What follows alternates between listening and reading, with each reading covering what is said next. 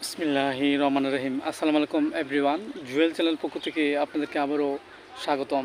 আজ আপনাদের মাঝে একটি নতুন ভিডিও নিয়ে আলোচনা করব। ভিডিওটি হলো চুলকানি কমানোর হোমিও ওষুধ। দেখেন এভরিওয়ান, এটি একটি গুরুত্বপূর্ণ একটি ডিজিজ। আমাদের মানবদেহে বিভিন্ন কারণে চুলকানি রোগটি দেখা দিতে পারে।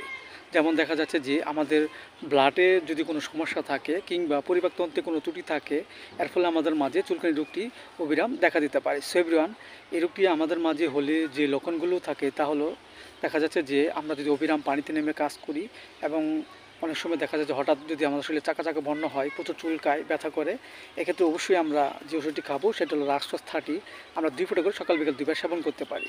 এবং দেখা যাচ্ছে যে আমাদের শরীরে হঠাৎ গোলাপি রঙের কিছু বর্ণ ধারণ করে এবং প্রচুর চুলকায়, ব্যথা করে, জ্বলে, এক্ষেত্রে অবশ্যই আমরা যে ওষুধটি খাবো সেটা হলো FSML 30।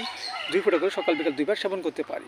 এবং দেখা যাচ্ছে যে অত্যধিক যদি গরম লাগার ফলে যদি আমাদের শরীরে চাকা চাকা বন্য হয় এবং প্রচুর চুলকায়, এক্ষেত্রে আমরা অবশ্যই যে ওষুধটি খাবো সেটা হলো হাইগোফিলা 30।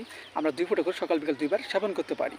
পাশাপাশি আমাদের হোমিওপ্যাথিক যে বায়োকেমিক বড়ি ফেরামপস 6S 4টি করে বড়ি চিবি আমরা হালকা গরম পানি সহ সকাল বিকাল 2 বার সেবন করতে পারি। এতে করে অনেক অংশে আমাদের মাঝে চুলকানি কমতে থাকবে। এবং পথ্য হিসেবে আমরা যা গ্রহণ করবো তা হলো অ্যালার্জি জাতীয় খাবার, যেমন দেখা যাচ্ছে যে গরুর গোশত, পুঁটি মাছ, ডিম ইত্যাদি খাবার আমরা পরিহার করব।